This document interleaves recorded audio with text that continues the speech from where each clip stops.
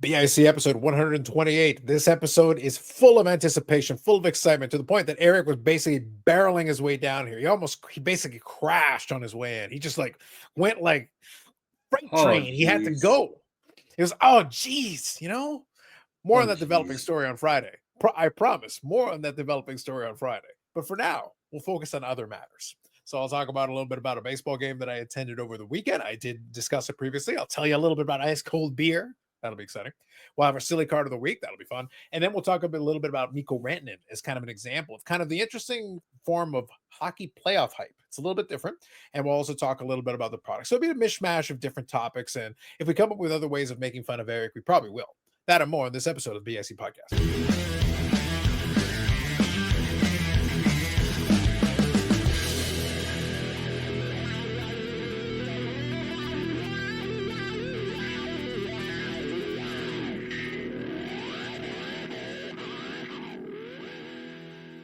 Yes, under the watchful eyes of Brett Favre, watching over us as always. And he was watching over someone and cackling. Again, more on this developing story on Friday. Like I said, we'll allude to it throughout the show, but on Friday is the proper thing. So let me get into the silly card of the week here for a minute. We'll go over last week's results. And the silly card of the week here is brought to us by both AMG Collectibles, the AMG Collectibles YouTube channel, and the AMG Collectibles website. I've got it on here in the scrolling ticker. I was going to go the other way around. I was going to go website and then YouTube channel, but what the hell? We'll go with it the other way around this time around. Regardless, contact points are all in the description. This week will be Metal Universe. We're going to have 24-25 Metal Universe. So the director of the Scalps, director of the People, Steve, and myself are going to be talking about that one. And also, he did show me some cars that are in the store. We've got a little bit of a mix of new and vintage, as always. So a little fun mix of stuff that we're going to include on that one. But yeah, I think the focus will be mainly on that particular issue because that is the new set that's coming out. We've got a series of a couple of different sets that are going to be coming out in the next couple of weeks, leading into, again, cross our fingers, maybe the Cup by June. We'll see. Ooh. We'll see. Listen, we'll see. All I got to say is that the Upper Deck folks, Spicy Eyes, and everybody else are claiming that they're starting to catch up. So, starting to get closer to modern day. So we'll leave it at that. Regardless, we'll talk about it on that one. But thank you to AMG for supporting the podcast and the channel. All right, last week's results. We got them all here. So a little bit of a semi-tight race for second here. Overall, Man Thing was there with 23% of the popular vote. The Rainbow Unicorn, 20% of the popular vote, so very close on those two. But the winner this past week was the Interpretation. So I still, though, don't know if people agree with Eric's wishful thinking because he likes it when people get punched in the balls. And it excites him. It fills him with pleasure. With bicycle seats. I don't know. Yeah, that's all I'm saying. Like, look, it filled him with such excitement that I think he was distracted during a recent bike ride, and that may have been part of what resulted. Again, more to come on that on Friday. Or you can go to the Sanderson to Orr Instagram page and see for yourself. Again, more to come on that on Friday. Brandon, I don't make the news. I'm just reporting the news. I'm just reporting. Sharing. Just sharing. Sharing is caring, as you well know. Sharing is caring, as you well know. Regardless, those are the results. They are legitimate. We count every single one of the votes. We appreciate everybody that participated in it. And as always, we thank you for casting your votes. And we want to make sure you keep casting your votes because it is the only true democracy in this world. All right. So we've got here a couple of images this week. So I'm going to start off here with this one. I think this one is Eric's. So we'll start with this one here. And Eric can again try to explain himself. You just never know with this guy. But let's just go with it and see where we wind up. So this is Junior Caminero. And Eric is excited about this. He included this. And tell us why, Eric. What strikes you about this image? I call this the Colonel Klink. And for those who might be old enough to have watched the TV show Hogan's Heroes many, many years ago, Colonel Klink wore a monocle. And he was quite foolish. And Junior here, I think he has so much bling bling that he is now wearing a monocle as he's trying to say maybe throw to first base possibly. I don't see how this helps your performance, but I just thought this was an interesting card that all his bling bling is in his eyes. So, see, Brandon, I think Eric's looking at this from a negative perspective. I think Eric's looking at this from negative perspective. I appreciate that he's giving the intensity. He's throwing with the he's putting his body into it and trying to throw. At least he's trying to throw hard, Eric. We appreciate the effort here, you know? Yeah. I'm calling this the Colonel Clink. That's why he's a star. Stars of Major League Baseball. Yeah, it does say that he's a star. He's so good he can play with one eye. Yeah. Yep. Well, listen, the throw's already released. And he's there. right-eyed.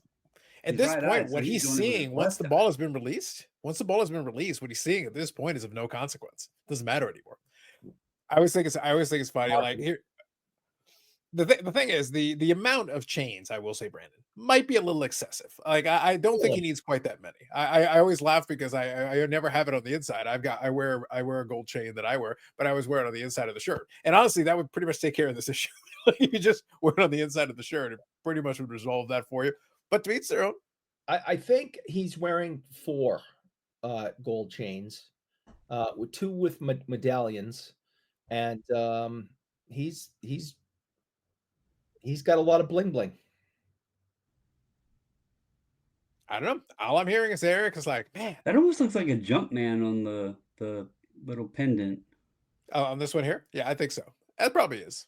So, well, that's Eric's submission, so we'll make sure we include it. So that's the first one we're gonna include on there. Let's move on here to the second one. So this one, Brandon, this one's all you. What in holy hell?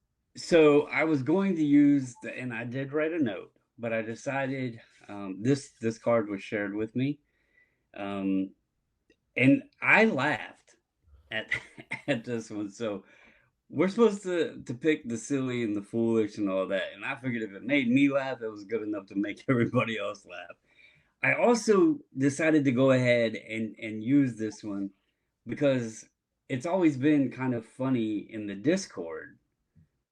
Our friend Dak, Dakota, he is an Astros fan, and he likes his Berkmans. But it seems that autocorrect does not like Lance Berkman, and it normally changes it to Bergman. So I thought that would be a little homage to the Discord as well. What he is wearing there, I honestly don't know. That's a sumo wrestler. That's a sumo wrestler suit. That's one of those fat suits. I thought it was sumo, but yes, it also almost gives off like a turkey vibe. The hair didn't really give me sumo vibes. Well, I think you're actually supposed to have that thing inflated a little bit. Like it's normally you would have that inflated, so it'd be a little bit more exaggerated, and then you would have the two bump into each other with the inflated suits. It makes it look really ridiculous, and it's probably a good thing that they put that the nameplate across the middle of it. Well, thank goodness. Otherwise, Eric would have been like, "Oh my God, this was the card that I was put on this earth to select." But yeah, this fits the bill of what the theme of this segment of the show is: silly, ridiculous, funny, and an homage to the Discord. I see. Well, Eric, all I gotta say is between your choice and Brandon's choice, I think the third one is the appropriate. I think I made the right choice here. I think we need to cast some judgment here on your respective selections. Okay. Pat Stapleton is looking at you. Pat Stapleton. Old Pat Stapleton. Bruins rookie here, who looks like a fine upstanding citizen. Basically a standard Bostonite. When I think of Boston, I think of people in the Boston. I think Pat Stapleton with that look on his face. So that's the Shining right there. If it didn't say Bruins rookie defense up there in the top, I would have thought this was like a card from the Munsters. Like, there's a lot of angles we can take on this. By the way, here's a little bonus for you guys. This is going to be my selection, but I'm going to give you guys a little bonus because I believe this image was used more than once. It's either the same image or he literally has that look on his face in the early 60s. Not the best look. Yeah, I believe this is the sheriff coin. So, like, I don't know. I'll let you decide if it's exactly the same or if maybe it's from a similar photo shoot or anything. But like, it's pretty close, Brandon. Like, it's pretty damn close. Hold on. You just mentioned the people from Boston. You mentioned that you didn't know if maybe he just had this look on it. We have seen this gentleman Sanderson to Orr's Instagram, and the Yes. Boston people are Ridiculous. very well known for having the same look every time they get an image taken of themselves. That is true. So I don't That is know true. that this is the exact same image. I think this is just part of that Boston always having the same look on the face when the photo's taken. You guys very- hate smile. I know. Listen, Eric, if it was more like this, we might respect it. I do have that. I just found it. I do have that. I actually do. I don't think I have Pat Stapleton's rookie card, but I do have the sheriff coin, not sheriff, sheriff. Indeed. So there you go. So there are selections. So you can all pick. I will create a community post where you can make your selection, whichever one you feel is appropriate. You can go with it, and then we'll tally up all the votes. And on next week's episode, we'll let you know which one is the silly card of the week. And thank you, AMG, again for supporting the silly card of the week as always. Now, with that said, let's briefly talk about this. I'll talk briefly about my visit down to Christie Pitts to check out the Toronto Maple Leafs Baseball Club. I had talked already about discuss the whole visit with the suite and the whole experience of doing that. I decided to go down to the home opener, and this part of this was that they really went all out to talk about the significance of it, because they had the first female professional player playing in Canada as part of this deal. So part of the thing is that did draw a crowd. By the way, I'll show a couple pictures. I only took a handful of images, but I'll show a few. Now I will say, that in itself was perfectly fine. By the way, they scheduled her to pitch 2 innings. They pretty much had a program what they wanted to do with that. And she pitched 2 innings. She made 14 pitches and got 6 up, 6 down, 2 no-hit innings, and just got out of there right away. No problem. First one was actually a comebacker. She fielded and threw it to first base. So very, very efficient. 14 pitches in 2 innings.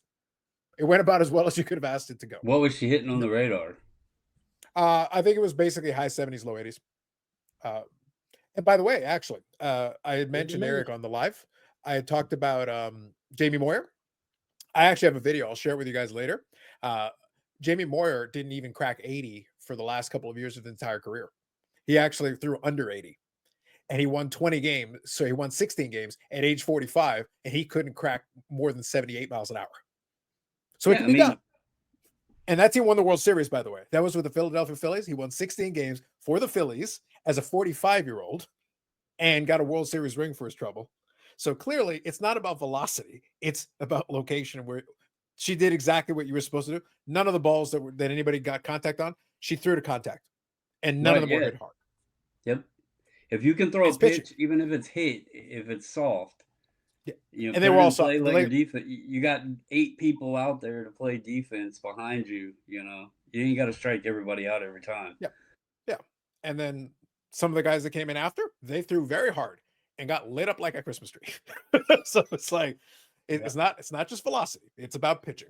And again, for the experience of it was very good. I will say though, I have one qualm with the entire thing. I was all right with it. And by the way, like I said, she did a very good job. And the crowd that was there to see her, a bunch of folks took selfies and got autographs, and it was a good time. Great job. They did with it. And I think they did it very tastefully. However, the part that was not tasteful to me is that every single elected official within about 100-mile radius of the place all got to give a speech. And I'm like, please, I don't care. And not only did they all get to give a speech, they all gave the same speech. It's what, at least be creative, at least come up with something original to say. And then we had like 8 first pitches. I don't need everybody in create. It's like, do y'all want to get in line? Does everyone around the field get to throw a first pitch? Like, it wasn't not only them, it was also like the sponsors of the team. It's like, hey, you want to throw a first pitch? No, we don't. It's like Boy Scout night at the minor league games.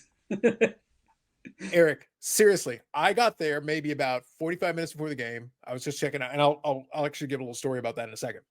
Like I said, the field was nice. It was a beautiful day, beautiful weather. It was great, nice and relaxing. Got there ahead of time, was able to grab my beer and sit down, and I'll show a couple pictures, like I said, in a second. But here's the thing. And I'm sitting there thinking through this interminable, endless pregame ceremony that's just going on forever. And I'm just sitting there like, and the game's supposed to start at 2:00.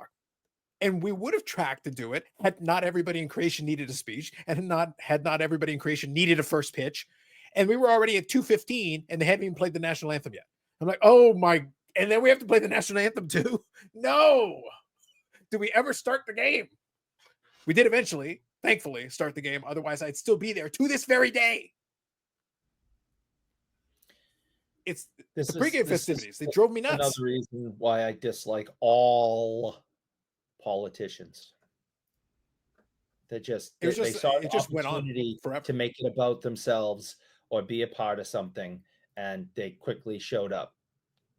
And I just can't stand them. Yeah. And I know for a fact the only reason they were there is because all the local reporters were there as well, obviously taking in, doing interviews and all that. I understood why they were there.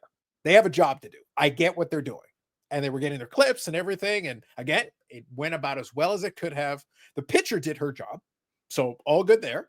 But these guys, I'm like, you're useless. Please go away. Let's just start the game. Yes. Let everybody else do their job. We're good.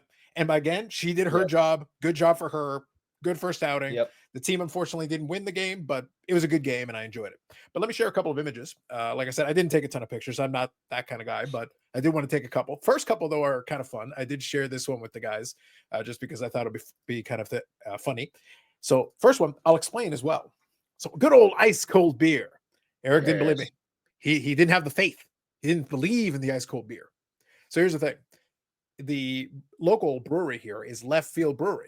That is actually what they're called, and they're one based out of Toronto. All their beers are baseball themed. So they've even got an EFIS pitch beer, which is actually a brown kind of stout. So it's actually quite good. And there's an IPA. There's named after a pitch as well. So there's a bunch of different like baseball themed things. And ice cold beer is a playoff of exactly what it sounds like. So, when the guy at the field goes, hey, ice cold beer, they literally made an ice cold beer. So you've got that one. Yellow water. It's basically just a lager. It's nothing special, but it's fine for what it is. So you've also got your Leafs lager, which is a play off the uniform there. So it's very specific for them. That one's sold specifically at the game just to kind of celebrate the team itself being part of it. So here's your field. It's semi-pro ball. So I just took an image of it. They basically got the fence and everything set up there. Now that little area there that's on the left side at the bottom is actually the New Era Lounge, Eric. Oh. It's got a little tent there, the New Era Lounge. You see, Eric, if you got a gold membership, you can go to the New Era Lounge, and we got our lounge chairs and we get to sit there and chill. Yes. Very exciting. Fancy schmancy. Let me tell you, I was hanging out there under the tent in the Blue Era Lounge. That might be the fanciest and smanchiest I've ever seen. It's unbelievable. It truly is. I will tell you, though, one thing that was actually very good with it is that they actually had their own little separate beer section there. So you actually could just get the beer at the end of the tent there. They had specifically set up there. And you got free donuts. And they also brought... Listen, our sponsor... Eric, you know who one of the sponsors are? Krispy Kreme donuts. Krispy Kreme. We got Krispy Kreme. We got free Krispy Kreme donuts, Eric. Wow. That's what we got. Sign me up. Just saying. And then they got the merch stand just beside. Basically, to the left of this image, there's the merch stand and a couple of other things there. They actually sold out of all the jerseys and everything. So they did very well. So right here, I took this picture very early. This is well before the game. Once the game got underway, actually, all those hills and everything, again, it's semi-pro. They're not charging people. It's a public park. Anybody can come and watch the game. So you could have just watched the game for free.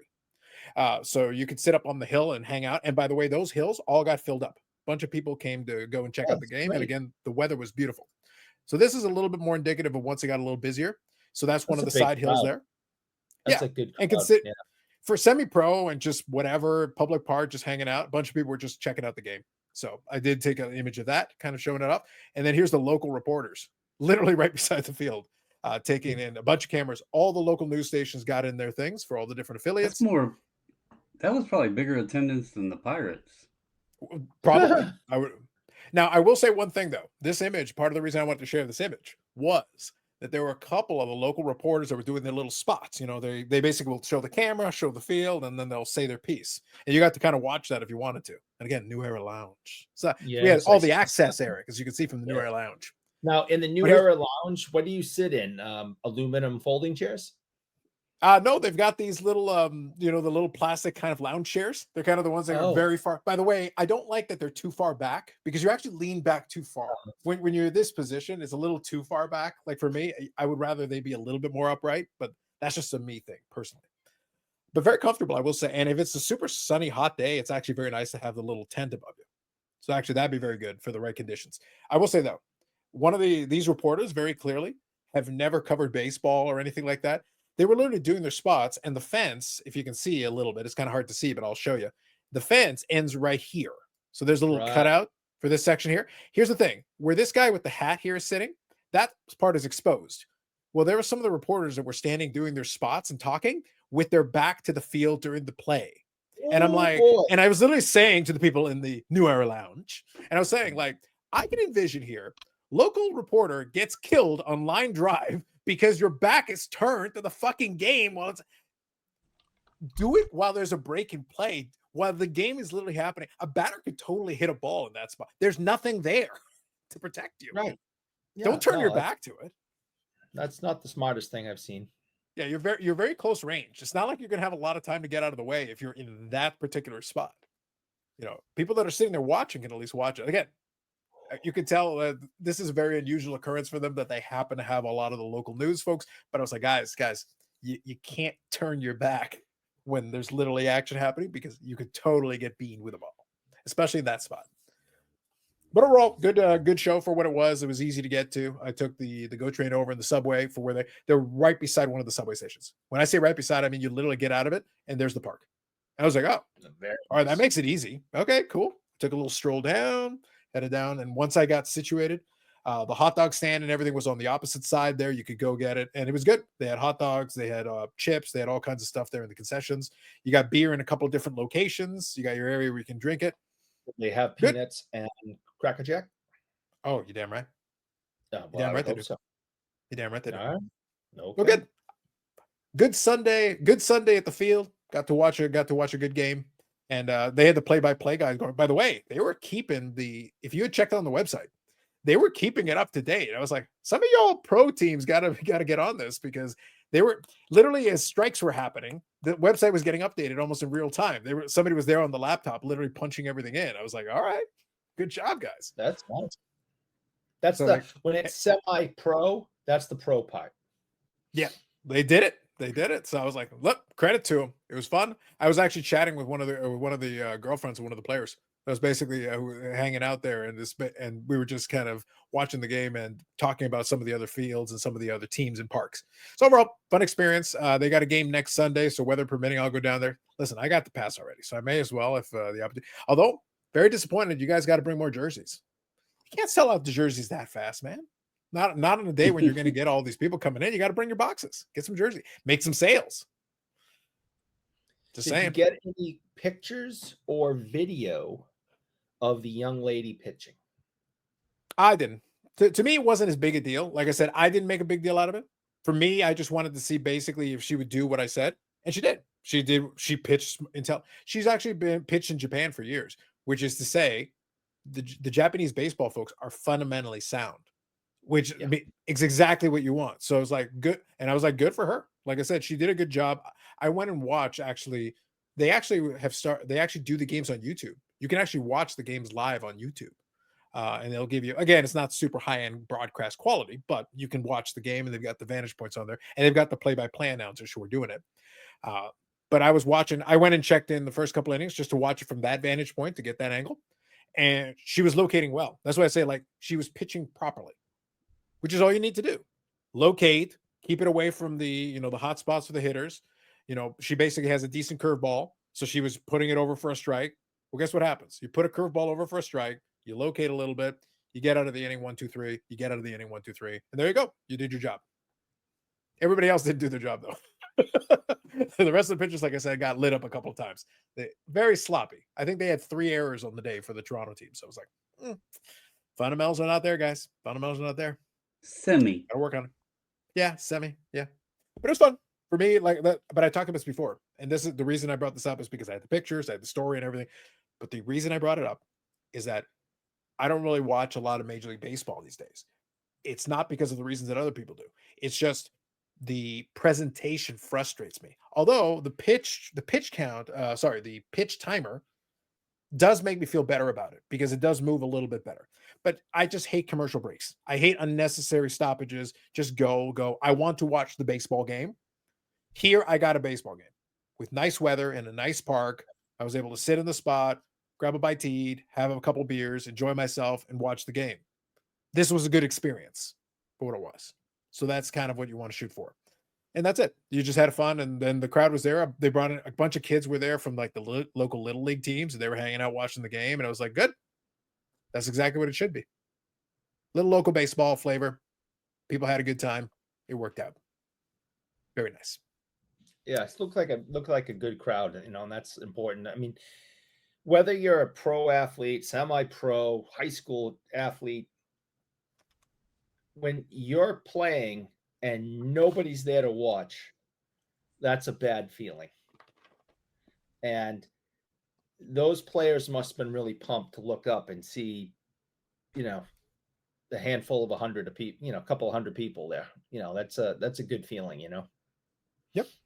Yeah. So if I end up going, I'll kind of report my findings on the subsequent. But but I will say, for my first experience on this particular one, I've gone to other intercounty baseball games before, and generally speaking, it's a lot of fun. Again, if you enjoy the sport, that's why I talk about. For hockey, I've gone to AHL games. I enjoy them. I've gone to CHL, OHL games. I've enjoyed them.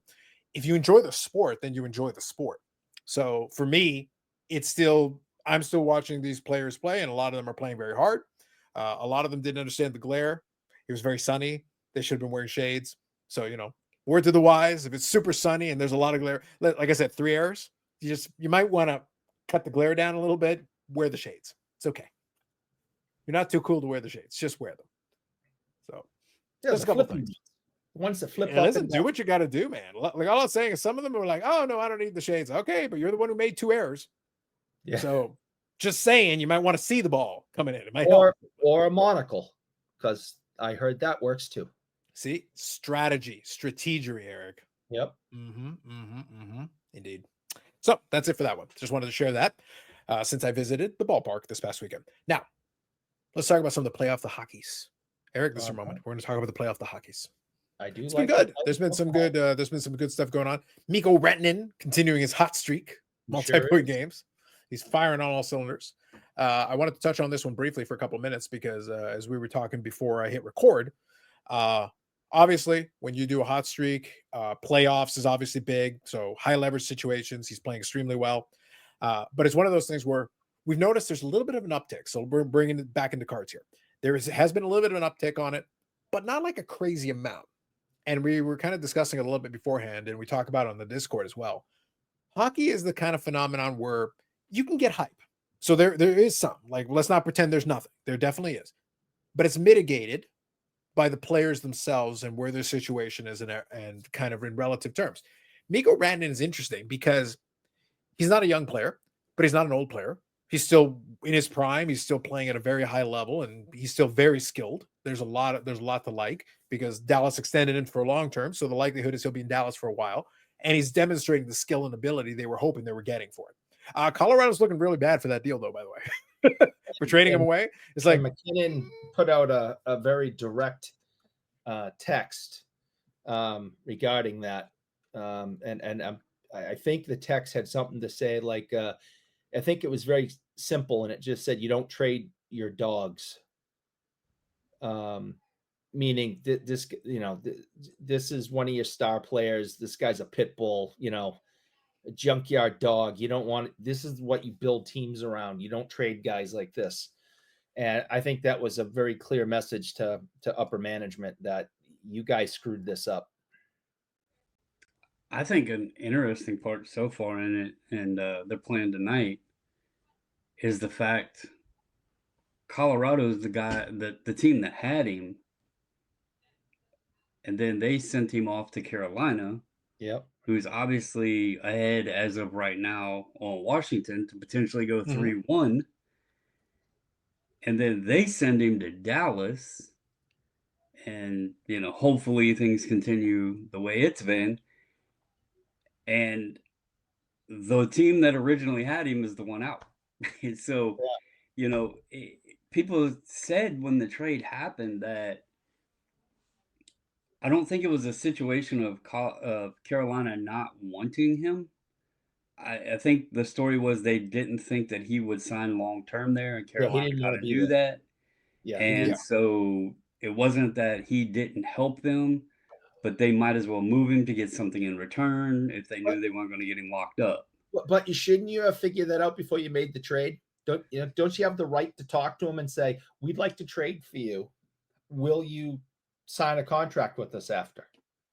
I don't know if they're you allowed in a. and you take Yeah, I him was for- going to say sometimes you'd be surprised, Eric, how many times. So, two things.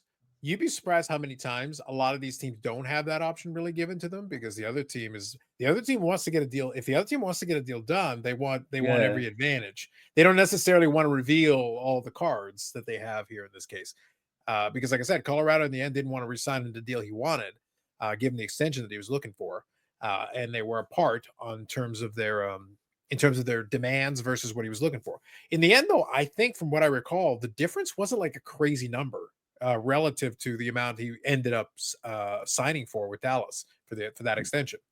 But the tricky part was that so Colorado made that deal, but then the other piece sometimes these teams are saying like, okay, but maybe you feel about this a certain way, but maybe when you come in, you get a chance to see what we're doing, what we're planning. We can kind of pitch you. So it's like having a free agency thing, except you have them on your team already. So you're negotiating with somebody, going, hey, take a look at what we got going on here. This is what we'd like to do. This is where we think you fit, and all that. It's like an extended audition. It's an opportunity for you to have the player and audition them, and potentially, in this case, they realized, oh, this is not going to work the way we wanted it to, but they were still able to trade him. So in turn, they were able to trade him and get something for him. And obviously Carolina's in the playoffs too. And they're in great position right now. Carolina was tough. They had a great team before getting him. And, I know the direction we're going on this in terms of cards and Mikko, but I almost think that, and I haven't checked like what things are doing. I don't think he has a lot out there to give us a good enough image of it. But Stankoven he's made himself present there in Carolina. I mean, he's helped them so far in the playoffs and everything. So we seen what he could do in Dallas. He wasn't like lighting things up, but he had a little feistiness to him. And I noticed I think it was the last Caps game, the refs had to take him off the ice at the end of the game because he was getting into a spat at the end of the game. And so he's still, he might be a small dude, but he's fiery. And maybe they were looking at it as, okay, we have a solid team already. We can't keep Mikko and keep him happy for a lengthy time with a number that we would be satisfied with. Let us try to get a young piece brought in that could still help us, plus some draft picks that they could either use in negotiations or, maybe pick up a couple more young players. So I actually think out of all of this, Colorado's probably the one that's left with the least amount, and they're the ones who had the guy. Yeah. So that's kind of what's going to be kind of interesting is that, yeah, I think I listened to a couple of podcasts and everybody is pretty much in universal agreement that the Colorado head office is the one who has to kind of like, everybody's just kind of side eyeing them and looking at them and go, basically, the more things Mikko Rantanen does, everybody just kind of looks at him. And then they also look at Carolina. Like the worst case scenario for Joe Sakic and the people that are working in Colorado's office would be a Carolina Dallas final. Oh yeah. It would be like, by the way, the two teams involved that had the player that you traded away basically for a bag of pucks. It's like, imagine, there would be a lot of side eyes and angry looks over in Colorado. And it speaks on the type of player he is too, not just on a skillful standpoint. But I mean, what did he play? 20? I think he closed out the last 20 regular season games. Yeah. And they, I spoke on it before. Dallas ended the season on a terrible note. They were on a losing streak. They had, crapped the bed on that game. They were up 5-2 and lost it. Robertson got hurt there in the final game. Miro Heiskanen's been out, so there was a lot of wrong things going on. But it speaks to the type of player he is because even though he's not been there long, he's been able to come in and fit in. And in fact, he's been playing double line duty. And because they're like, look what he's doing. Let's get him out there on the ice as much as possible. But he's been able to mesh, and you can see the guys kind of looking up to him, even though he's not been there long. He's almost stepped in sort of I don't want to say a leadership role because we have Ben and all those guys, but he's almost been taking the lead, and they're looking and like, okay, we can ride with this guy, and they're believing in him. They've clicked really well, and it happened pretty quickly. So that it's good to see, especially the way that they entered the playoffs. And then obviously that game 7, he just kind of lit a fire under all their asses. And you have to ride with a guy that's going to perform like that. For sure. Now, I think what it comes down to, so I'll give a quick rundown here, and then also that'll lead us into the conversation with the card side of it, is that, again, he's been doing some great things in the playoffs. But what's been very interesting here is that, so let me put some of the stat line here, Eric. So we got a guy who's 6'4", 215 pounds is kind of what he's listed at. So a reasonably pretty big guy, all things considered. So he can move around a little bit, but also get some stuff done. Very skilled, obviously. He's demonstrated already a lot of that. He's 28 years old right now. So October 96. So basically he's some years shy of 30 still at this point. He has 294 career goals. To just shy of 300 career goals. 705 points in 652 games. Comfortably over a point a game player for his career. Multiple 100-point seasons, multiple 90-point seasons. Even this year, playing for 3 different teams, he had almost 90 points. Like, very impressive. You go from top to bottom, there's a lot going on there, a lot to like. And he's got 18 points in 10 playoff games this year. Yes. And he's already won a Stanley Cup. So he has that on his resume. That's included on it. But he doesn't have hardware in terms of other individual accolades. But overall, we're looking at a player who's already accomplished quite a bit and had a lot of success to it. So when this is going on and you're having a hot playoff run and everything, you're going to see a little bit of a bump. But what's kind of interesting, and that's why I kind of mentioned that hockey is a little different than some of these other ones. There is some hype element to it, yes. But at the same time, we're looking at a player who isn't like brand new to this. It's not his first rodeo. He has been on a Stanley Cup winner before. So he'll get credit for that. But at the same time, his market was always kind of limited a little bit. And while you'll get an increase, it's not like this wild, wacky increase. If you go look at some of the standard, what the Cup RPA goes for, what the Future Watch Auto goes for, what the Young Gun goes for, they're not crazy numbers when you compare it to some of the young guys who are coming out of the blocks and getting these wild, wacky numbers, right? Without having a fraction of the accomplishment. I screwed up big time on Mikko. Oh, he totally did. Because there was a Cup RPA, what was it numbered out of 24 or something like that. It was the gold one, the lower numbered. And it was at a price. So where I'm heading with this and the conversation. Bobble was too cheap again. No, it's not even the too cheap part. So I'm going to be quite frank, and I'm wondering if this isn't another issue. I'm going to call it an issue here of limiting the prices. So we've talked to Lapper, who's a Colorado fan. He actually, Mikko was his guy, and so he's followed that market. He knows kind of where Mikko's been at. But when he was in Colorado, he wasn't the star player even. He might have had a skill set, but you got McKinnon and them there, Cale Makar there. You're kind of playing in the shadows a little bit. My question right now is he's on this hot run, but I'm wondering if it's still limiting the potential of what his values could be reaching at if it wasn't this unique position, because from the way it looked, I'm wondering if a lot of Colorado fans aren't trying to capitalize on this because they're like, well, he's not on our team anymore.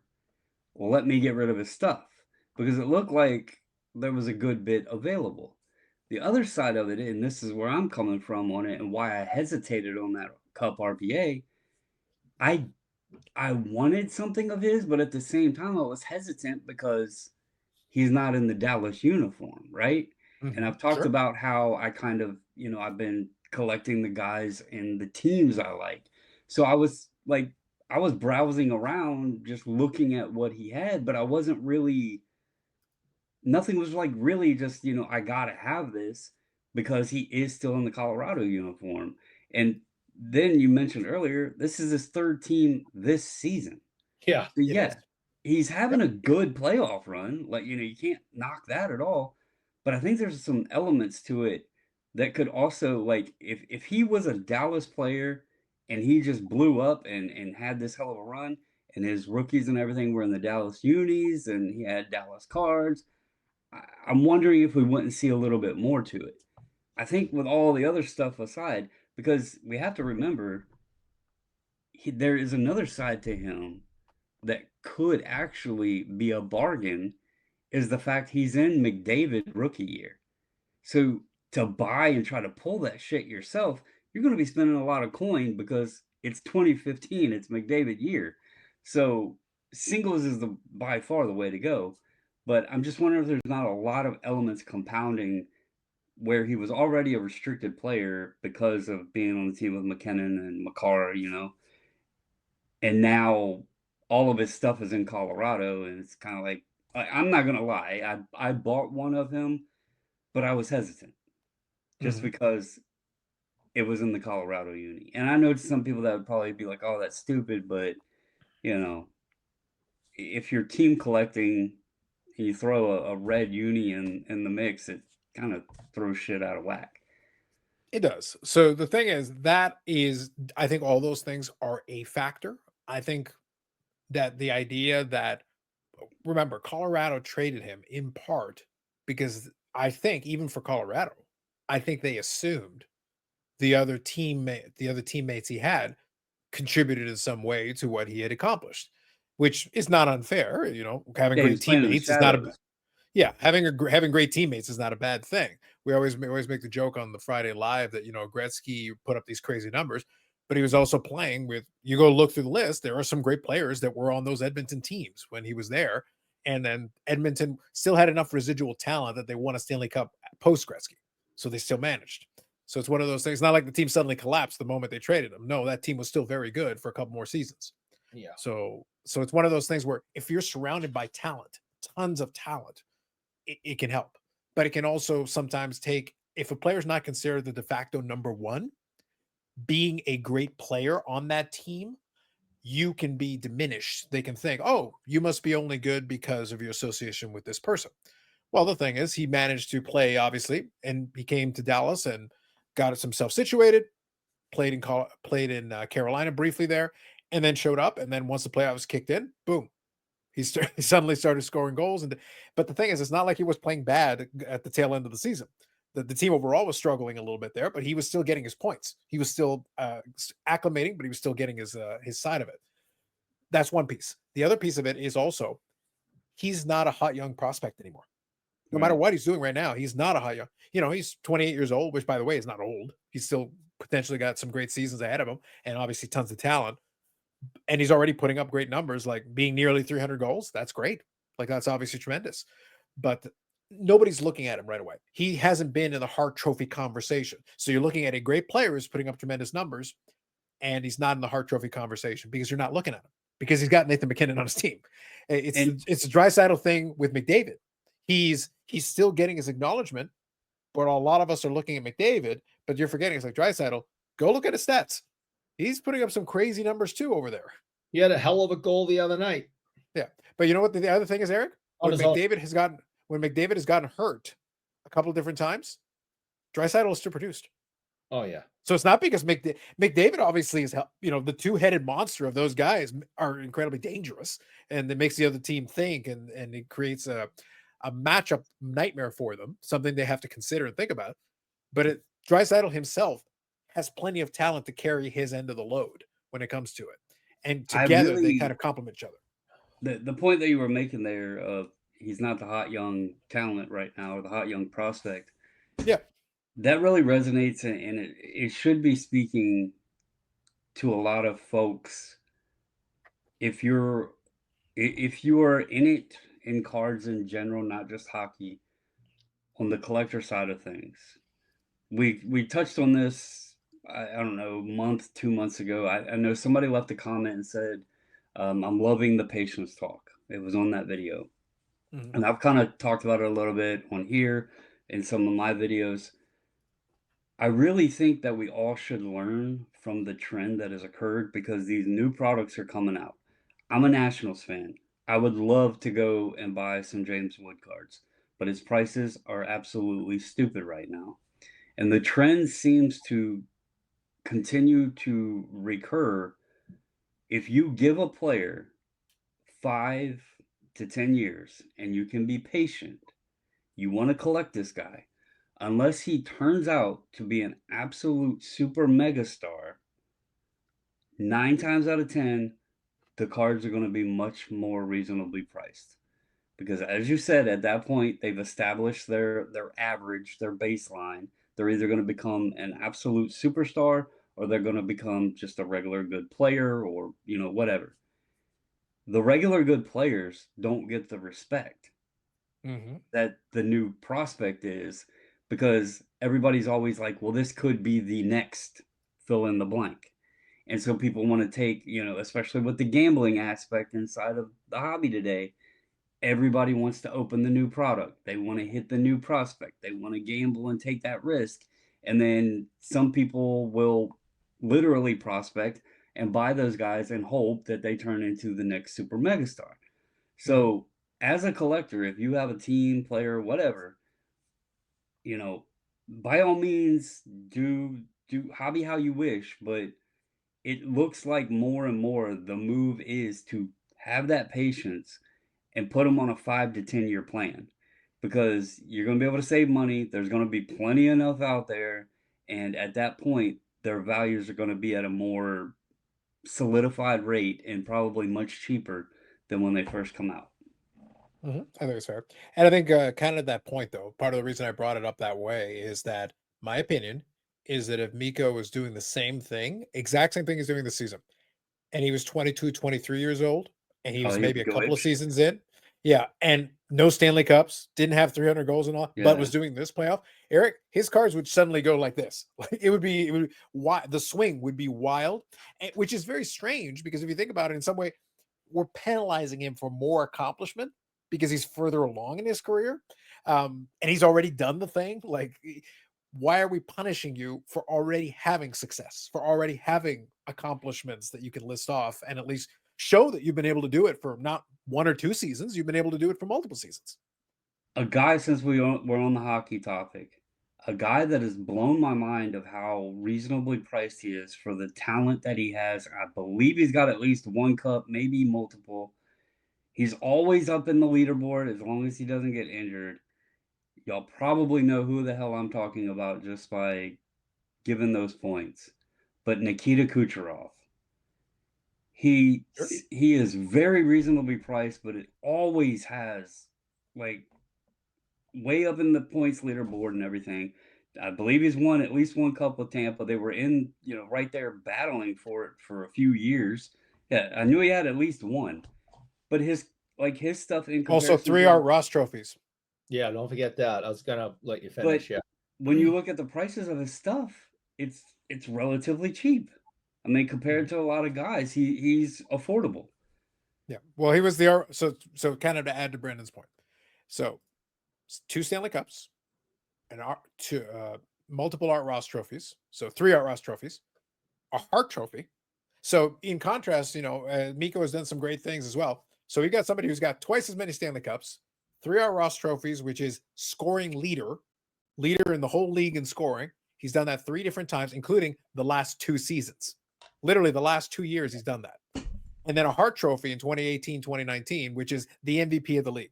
So he's been the MVP of the league. He's been the scoring leader the last 2 seasons in a row. And by the way, here's a fun one for you. Since this is a number that doesn't come up all the time anymore, but it's starting to come back into vogue. In 23-24, he actually led the league with 100 assists.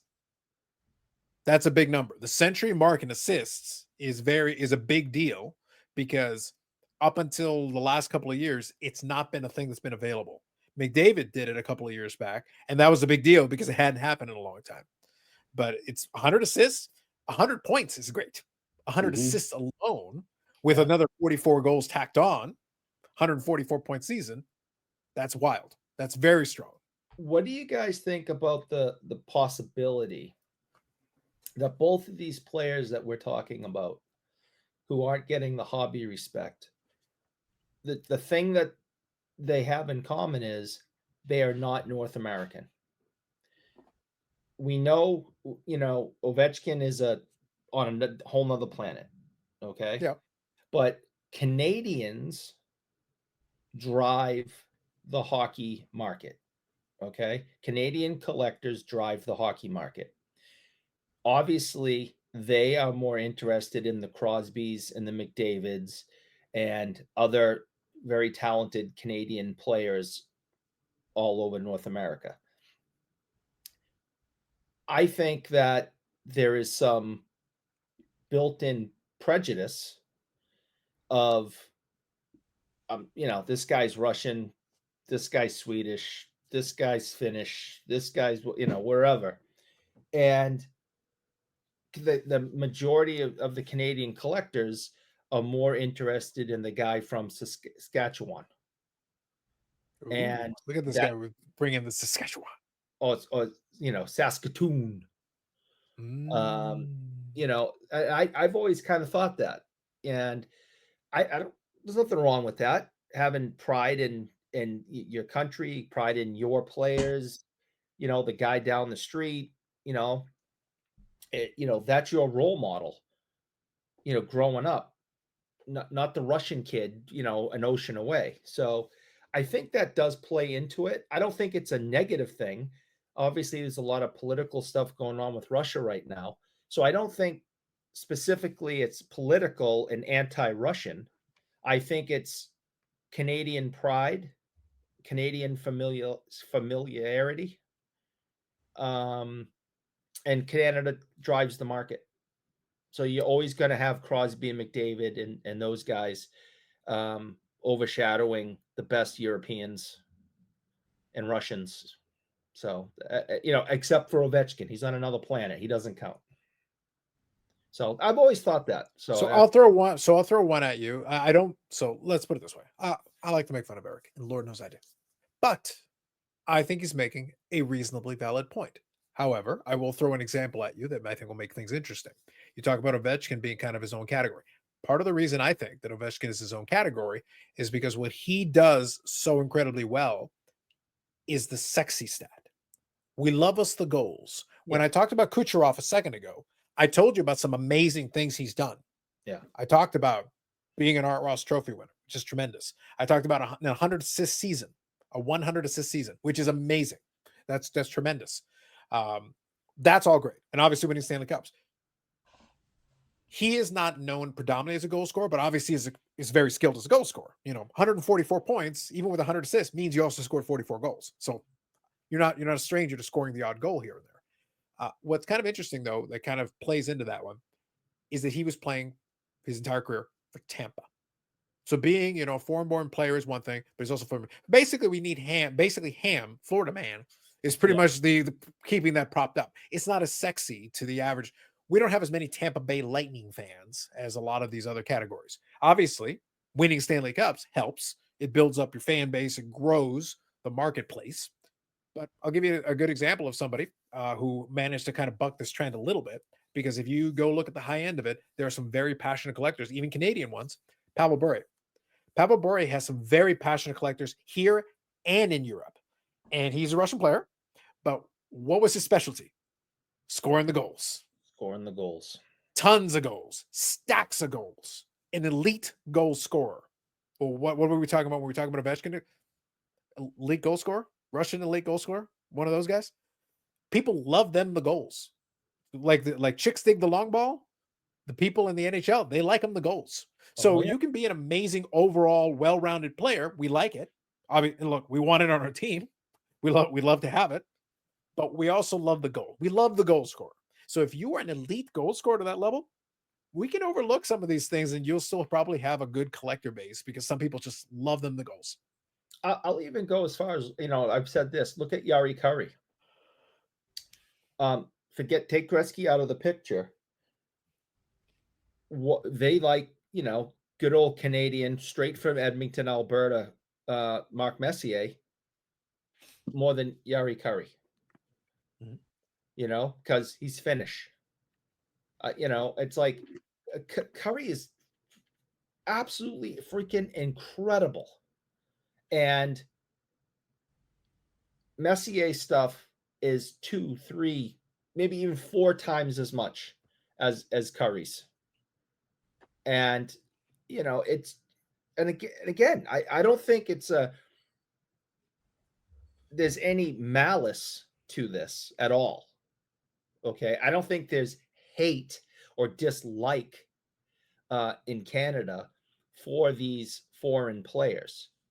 I just think it's a Canadian pride thing that the majority of collectors would rather collect somebody from their own country and down the street, because everybody knows a freaking hockey player in Canada. They're everywhere.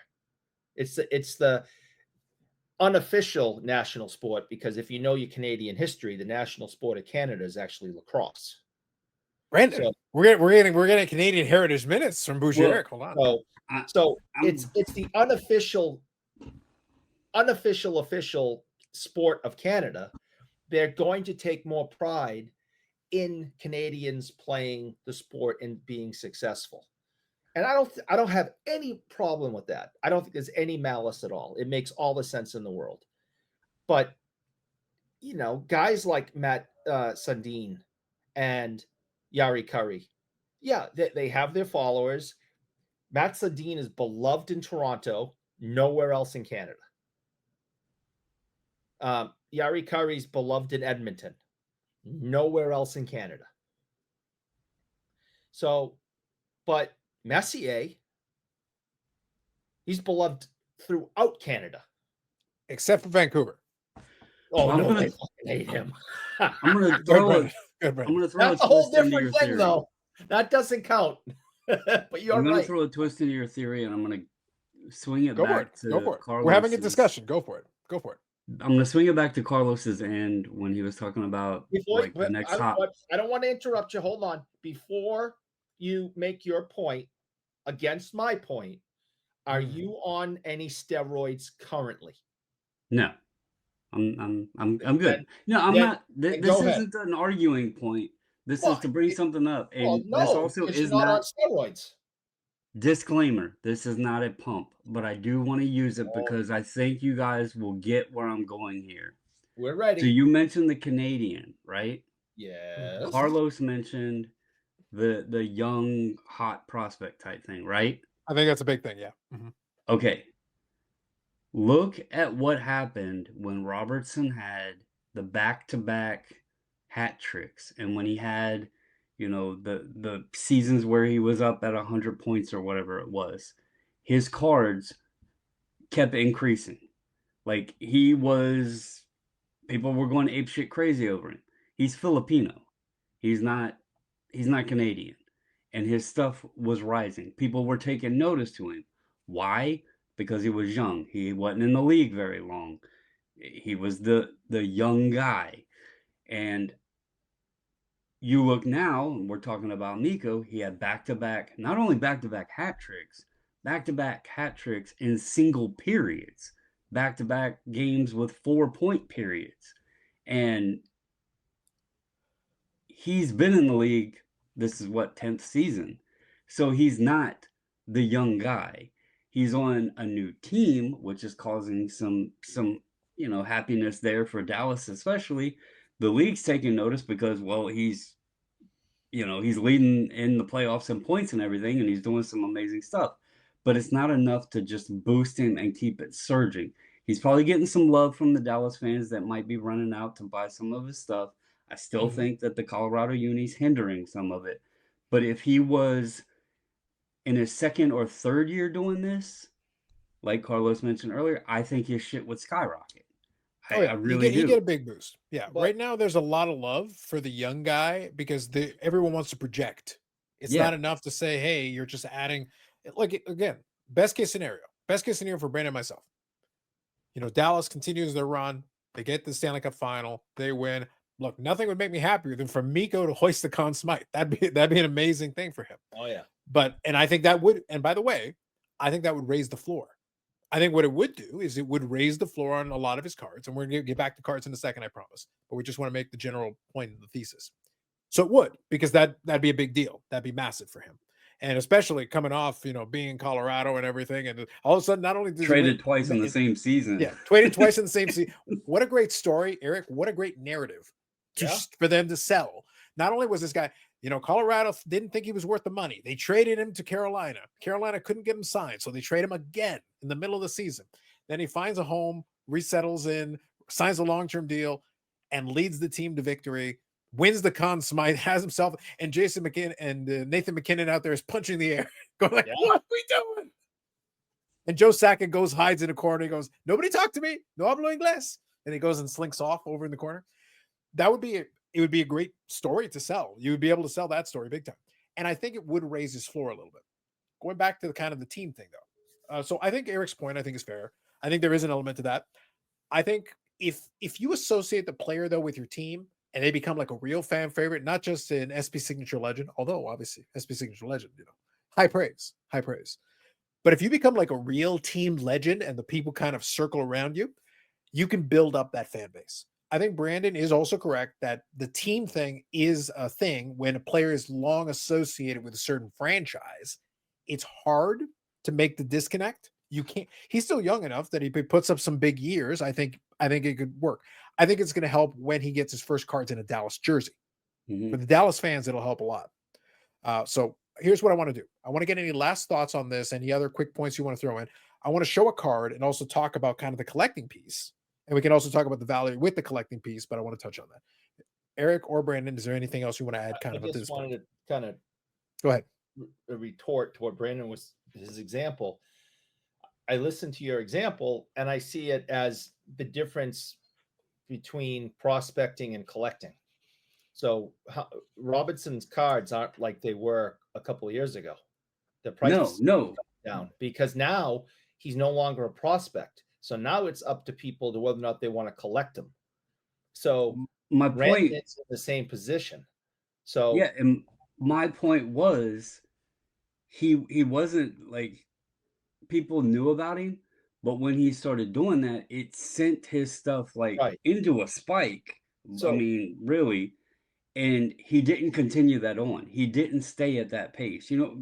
We joke about it, but he's not a 100-point player per season, all of that. He's not on a McDavid, Matthews, those levels. I just have fun and joke about it. He is a good player. He's good. He helps the team. Until Mikko come, he would probably be considered one of the stars of Dallas. He's kind of somewhat forming into the face there. But he didn't continue on with that. He had that bump and he's kind of going to do assumingly what Mikko's prices are going to do. He got the bump and he's pulling back. But at the time that happened, it was that reactionary market move on the young player. If he was an older player, if he was in his 10th year like Mikko is right now, and he had the back-to-back games with the hat trick, I don't think anybody would have gave a shit. They'd have been like, "Oh, cool," No. I don't. I think it would have been a nice note, but that would have been it. Yeah. So I just want to add, because we were talking about the nationality, when you're prospecting, and it's all about the almighty dollar, right? Nobody cares that he's Filipino or Chinese or Swedish. Nobody cares. But if he's Dutch, then we have discussions. That's a whole nother situation. Just saying. So nobody cares because it's all about the money. When you're after time goes by, it's now about collecting, and then people start to possibly care, like we were talking about, like I was talking about with the Canadian market, which drives all this. It was all about when he first came up. It was grab his stuff, pay high prices because he might end up like Ovechkin and be a superstar, Hall of Famer, and we want to make sure we have his stuff. Oh, wait, it didn't pan out. I do have a serious question on the Canadian thing, though. And I get hockey is it's more popular in Canada, but it surprises me even still that it would be enough to affect it at such a high level as you're saying, because I mean, am I wrong that the US has more teams than Canada does in the league? They're all filled with Canadians.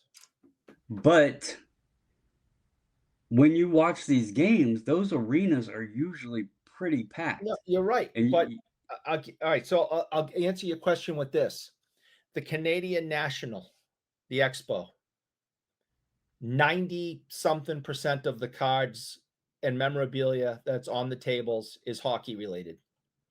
The American National, what's the percentage of hockey in that building? I mean, depends on the time of year and where you're Very at. little. Yeah. Very little in comparison. That sums it up. The Canadians drive the market. They have an entire national in their country where 90-something% of the merchandise being sold is hockey. Where the United States has their national and it's 10%. Now, one Yeah, it's important just thing I'll add, interesting to see the arenas get packed, but not to think that it hasn't translated over into the cards. Because like baseball It just hasn't. stadiums, they're freaking empty, but baseball's still a strong sport in collectibles. Yeah. So it's No, just if- interesting, and that's why I wanted to bring that up. If you're a hockey fan, you there is no such thing as a Sunday hockey fan, you know, or Sunday driver hockey fan, whatever the term that people use. You know, you are a rabid animal if you're a freaking hockey fan in the United States, and you're dedicated to your team and the sport and everything that goes along with it. Is that why you attack people randomly during hockey games? Because I got thought it was answers. rabies. I thought it was We had rabies. questions, we got answers. It could be a combination of both. Okay. So that is the fan base is so small in comparison, say, NFL football, but there are a bunch of passerbys that watch a football game on Sunday, or maybe will get tickets or get, you know, asked to go sit in an NFL, go see an NFL game. You have to be a rabid dog to fill up the seats in an NHL arena. And that's why it's the best. It's the best product, it's the best live game, it's the best live game experience, and it's the best fans. Because even though we are in the minority, we are the most rabid. Truly feel the definition of fans as fanatics. Not to, I don't even know if I should go here because I don't want to cause any issues. Cause them. Do you think that the hobby side of it, with the fan base, again, we see these hockey arenas filled, you know, all the time, game after game, in the States. Mm-hmm. Do you think part of the restraint is because it's only Upper Deck that has the license? It's really the only sport that Upper Deck has. And so, and it may not be any of it at all, but do you think some of that could be restricting the hobby interest, translating over from being a rabid fan, going to games, watching the games, all of that, to the collector side and the card market?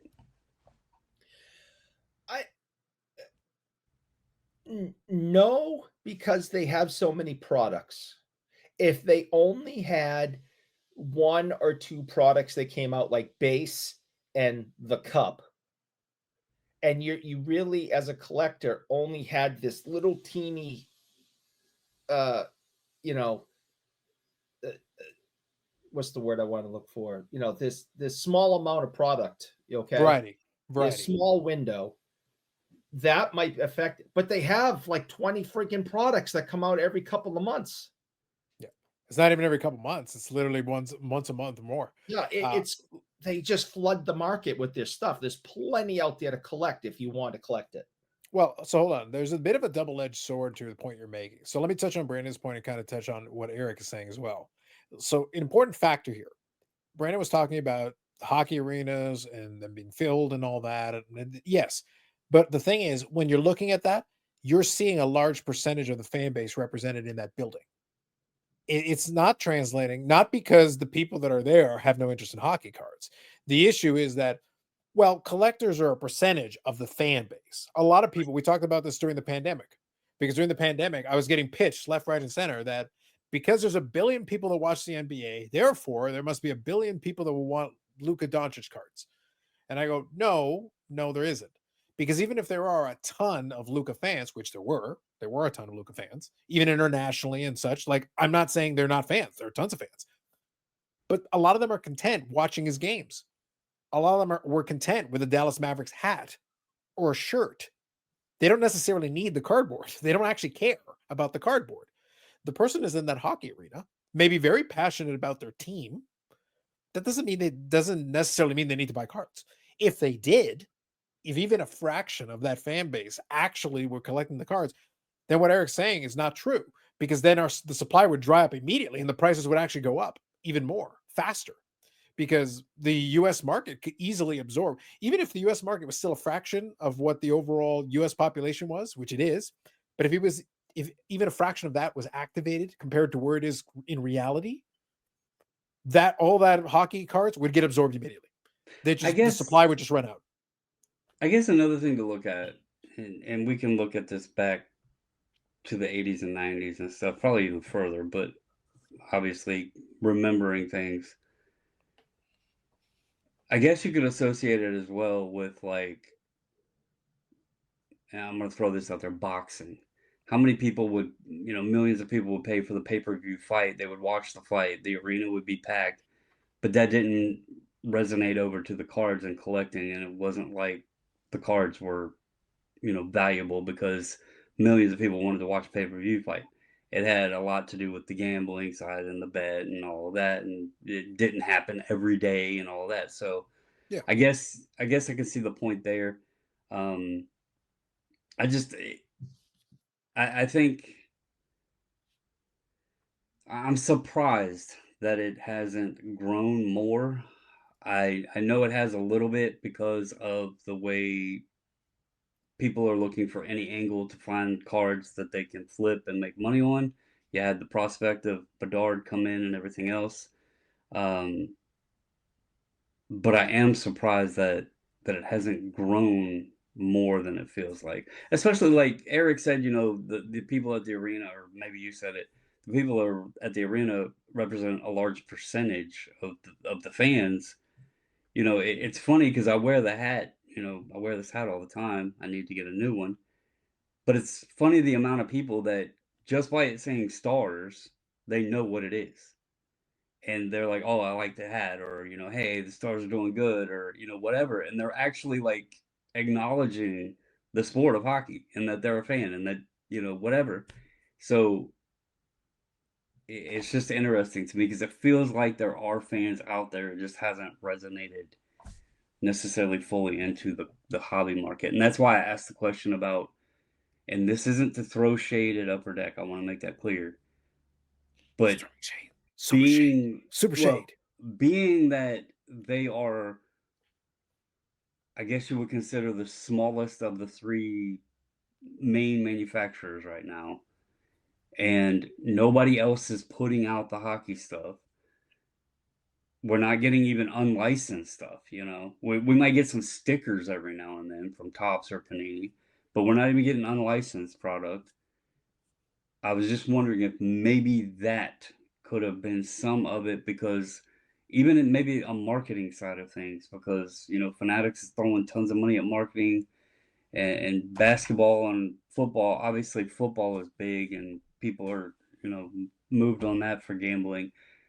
I just wonder if that has anything to do with the growth or not. It could be completely irrelevant. Mhm. I think it's a fair question to ask. We'll leave it an open-ended question if anyone else wants to chime in on it. I do want to touch on one more card-related thing to it and kind of branch off of it, but I'll just say that they're still the NHL to this very day is still trying to figure out the formula. As a league, kind of translation of what Eric was talking about, here's the thing. As passionate as the hockey fans are, that league has by far the worst television deal of any of the major sports. With all these years of trying, and I'll use a really simple one. We'll talk about Dallas. Dallas has done about as good a job building a fan base from scratch when that team moved over from Minnesota. Obviously, Minnesota is a hockey hotbed in the United States. They're very passionate about their hockey. Yep. All the way down to the lower levels, which, by the way, is a key thing because if you want to talk about passion College. for a sport, all Yeah. the way down, you go down, there's passion in Minnesota. There's no doubt about that. But when that team moved over, obviously they broke their heart. And there's still, trust me, there's plenty of people in Minnesota who are still mad about it and bitter to this very day. To this very, and they have a hockey team again, but they're still mad about the North Stars. The North Stars thing is a wound that hasn't healed for a lot of folks over there. But then it goes to Dallas, and they got a young hockey player in Mike Modano who was immediately a star. He had a 50-goal season in the inaugural season in Dallas, was able to help launch that ship, and within 5 years, basically, they were immediately contenders. They won a Stanley Cup. They went to 2 straight Stanley Cup. This is about as good an advertising campaign as I can give to a new franchise. Well, not really new, but a relocated franchise in a completely different market. Nobody's thinking Dallas, Texas is going to work. Well, all these years since, Dallas has had a pretty good run of relevancy. They had a run right after, basically a decade when Modano was there, where that team was in the mix.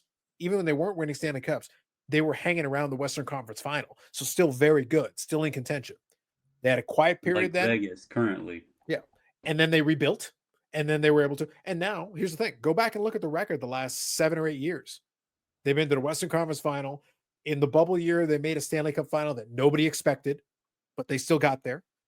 Western Conference Final. And look, they're in the mix. It would not shock anyone if they can get past Winnipeg, they'll be in the Western Conference Finals again.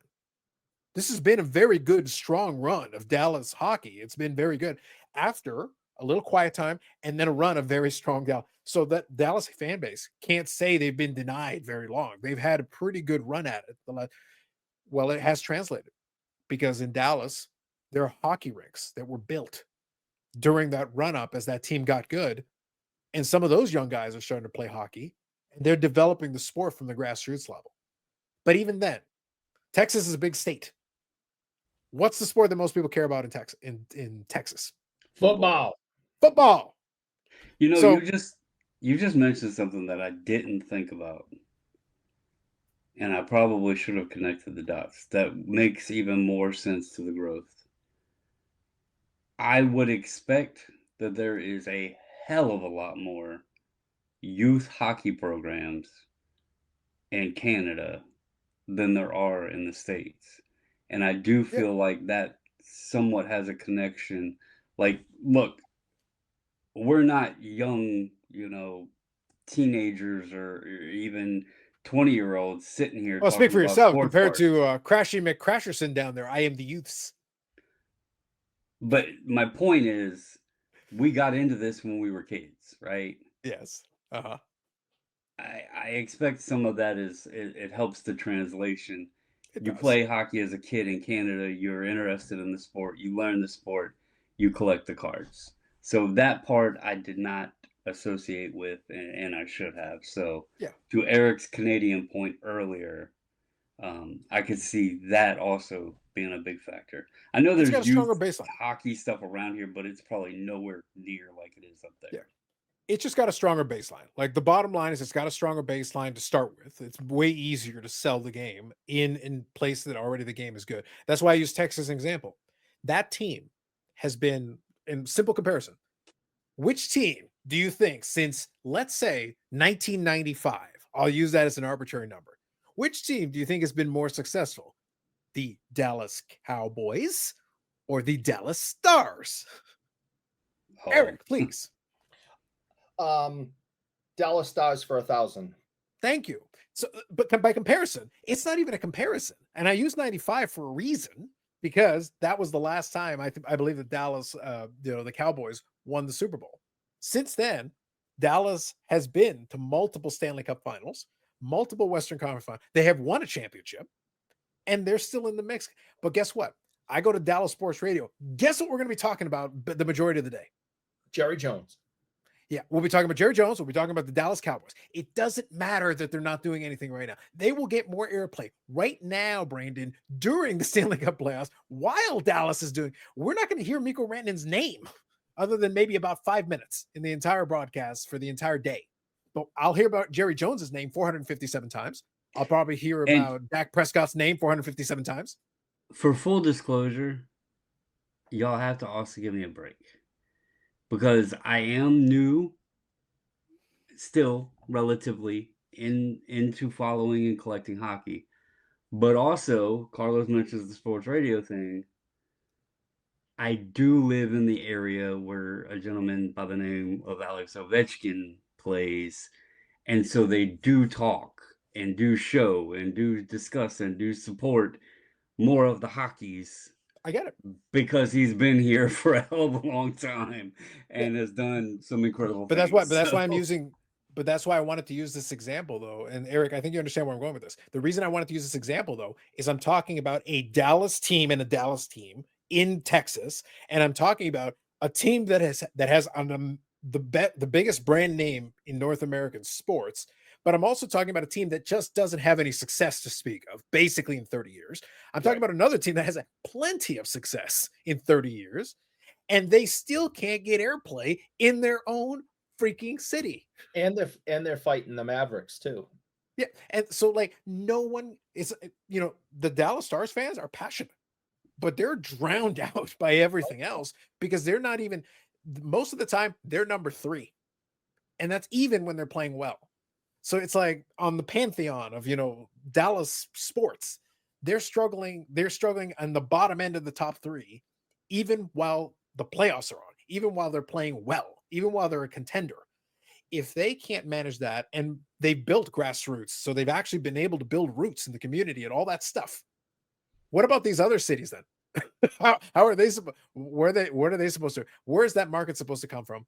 If this one that has had the opportunity to actually build something from the ground up has had the success and all this, and still can't get attention in their home city. Good luck for the rest of it, man. Good luck. So I understand it.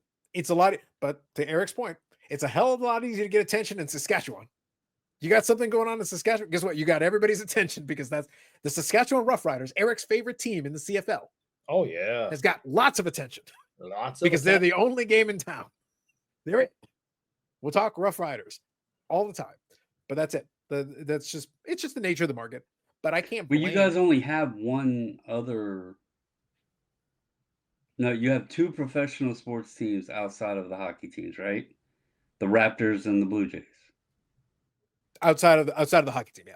Yeah. Okay. So that also does play a big factor. It does, yeah. But nationally, there's only the one baseball team. Nationally, there's only the one baseball team, and nationally, there's only the one basketball team. Right. So attention is very focused. It's much easier to just have the fan base be rabid hockey because the Raptors ain't done shit and the Blue Jays haven't really done much. So yeah, the rest of the teams are not. The rest of the Grizzlies. Yeah, the rest of the teams are going to have their own attention divided amongst themselves. But yeah, like LA has 1 trillion teams. So they got their own stuff. They got a million distractions, other things that are going on during that. So that's a piece. Let me kind of move it over though to cards thing. This discussion actually ended up doing very well. I appreciate it. Thank you, everybody. And if you guys got any thoughts on it, we wanted to talk in broad strokes, but let me quickly use a card example though. I'll go back to the collecting side of it, and I'll use the example of what we were talking about in the player and everything. So I'll share a card that I purchased the other day here, and actually I want to kind of talk through this for a second. So here is a scripted swatches of Mikko Rantanen. So a couple of things. I'm a big fan of the scripted swatches personally, but I'm going to touch on what Brandon was talking about a couple of minutes ago. So I have over time picked up, obviously Medano's my main collection. I've got Jamie Benn. I've got some Jake Ottinger. So I've got a couple of different collections that I put together, but for players like this, in situations like this, I like to have a couple of representatives of these players for the collection. I'm a big autograph guy. So scripted swatches plays very well to my sensibilities on this. So a couple of things I want to factor in here, and I'll share this with you so that we've all on the same page. So this one is 2018, 2019, the cup, the scripted swatches. This one is game used. So that jersey piece is a game used jersey piece in an official NHL game. all included on the back of the card. We've talked about this in the past, so that information is included on there.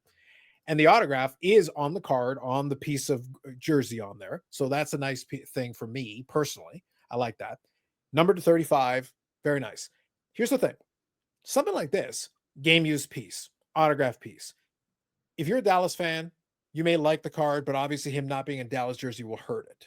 If you're a Colorado collector, obviously, then you may have already collected something like that. But here's something interesting. Because this is a little bit more off the beaten path, going back to our discussion of a couple of minutes back, because it's more off the beaten path, I monitored these very carefully. I wanted to see. I ended up buying this for $72. So this is what I bought it for. Wow. Here's the thing. So that's why I wanted to get at the cup, number to 35, game used memorabilia piece, on card auto, all these things. By the way, Brandon, this purchase is right in line. The last one that sold, this is sorted by dates. This one was mine that I just bought. The last one sold for 75. The one before that sold for 74. One of the other ones sold for 102.50. Brandon, I didn't buy the highest price. If anything, I bought kind of the average, in some cases below average. October 2024, $89 in auction. So it can't be done. There are cards that you'll be fine. I have a picture that I don't know how well my camera. I could send it to you, but this is the one that I chose. It is inscribed, hand numbered out of 15. It is the SP Authentic Sign of the Times Rookies. Obviously, as you see, it came in 16, even though it is a 15 card. I believe he was one of the ones that, how sometimes they don't make the product, so they threw him in the following year, and then they had him sign 15 of them with an inscription as well. I did research the inscription. It was apparently nickname that he had. Now, obviously, most know him as Moose, but Hot Wheels was a nickname he had, I guess, in his younger days. So I thought that was pretty cool.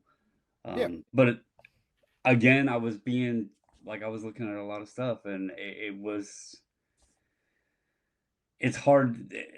I don't know why. I do it with Griffey. Like my Griffey stuff, I want him in the Mariners uniform. James Wood, killing it for the Nationals, and people are like, "Are you going to buy his first Bowman auto?" Honestly, no, because I don't want him in the Padres uniform. I try to buy the guys in the uniform of the team, but I went ahead and pulled the trigger on this just to have a rookie of him, even though it is Colorado, and I thought that card looked pretty nice. So, yeah. So two things I wanted to touch on. So the reason I shared that is twofold. Number one, I don't mind the uniform thing as much. However, more than likely, I'm going to get a small handful. So my intention is to get a handful of cards for him. Most of them are going to end up being Colorado just because that's where we're at right now. But when I'm done, I would like to get one or two in a Dallas uniform as well. But I got to wait for them to, right? We're in a time delay. So we got to wait for Upper Deck to have its release where that's going to happen. But my point here is for that specific card, before I pulled the trigger on it and bought it, and that was an auction that I purchased that. I did my diligence prior to it. I literally just showed you the Terra Peak page on there a second ago where I went and looked at it.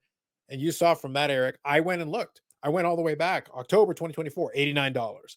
October 13, 2024, 73, 102.50, 74, 75. I bought mine for 72.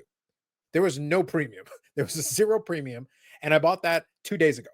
That purchase was 2 days ago that I bought that. So we're right in the middle of this playoff thing with everything else. People had their eyes in other directions. They weren't looking over there. Well, that makes it perfect for somebody like me because I like the card. I'm a fan of the scripted squatches, so I think it's neat. So I think it's a fine representative to have one. I've got my eye out for other things. So there are possibilities out there where the premium hasn't hit because the rest of the audience isn't looking in that direction. That's okay. As a collector, that's wonderful that you can look at that. In this case, I didn't pay a premium for the current hot streak, didn't play into it, which is fine. But I also expect that after the playoffs are over, no matter what happens, a bunch of these cards that some people are trying to get money for right now are going to adjust back down their price. Like I've made some offers on a few where the counter offers are very aggressive. So I'll give you an example. I won't share the card. We'll see what happens with it. But I actually got a response back to an offer I made, Eric, and they put a message on there. And I messaged him, with the way Mikko is playing, I really don't want to go much lower on a rookie auto. So literally the card was at $100. I offered 75, which was in line with the last couple of comps, and their counter was 95. I was like, okay. And I'm like, I understand, but I'm not going to pay that. But I understand. I do understand. But that's okay. No harm, no foul. It's your card. You can do whatever you want. It's cool. But that's where people's heads are at. They're trying to capitalize on the moment. Sure. But like I showed in that other card, though, that person was trying to capitalize on the moment too. Didn't work. Because people had a chance to look at it. It was open auction. We all had the chance to bid. I won high bid on that. It can be done. There's enough stuff out there. So to the point of what we were talking about earlier, the Colorado fans, some of them are disillusioned, so they're out. The Dallas fans, some of them may be interested, but they kind of are, Colorado's a rival. It's not just any team. It's not just, there were some wars back in the day, Dallas and Colorado. That was that's a tough one to get by. I'm willing to look past it because I have enjoyed watching him play. I'm happy to have a couple pieces in his collection. My preference would be to grab 2 or 3 that way, and then I'd like to have 2 or 3 Dallas ones, and that would comprise the collection. So that one I think is a cool card. I'm happy with it, but the other ones I'm going to be a little bit more selective. I love my autographs. That's always going to be my preference, but I'm going to pick and choose. But the thing is, I'm not going to pay a price I don't like. Just because I'm not a prisoner of the moment here. I am looking for value. So when I saw Brandon, that price point was hanging around where I thought where the last several had gone. Okay, so then I'm not paying a premium here. Okay, then sure. I accept your price. That's fine. I went to look and see if they're obviously this one's out of or hand numbered out of 15. Sure. It's only pop 2. There's a PSA 9, and then the one I have is the PSA 8. Interestingly enough, the PSA 9 sold in November of 2024. And it did $234.99 plus shipping. I feel pretty good about what I paid because I actually bought it. I hit accept offer. The seller had sent me an offer, and I just had it sitting there waiting. I was shopping around. But when the puck went in for the second hat trick, I was like, okay, I better buy this or someone else is going to, and then I'm going to be pissed off that I let it get away. So I hit accept as soon as the goal went, or as soon as the puck went in. I got it for $195.49.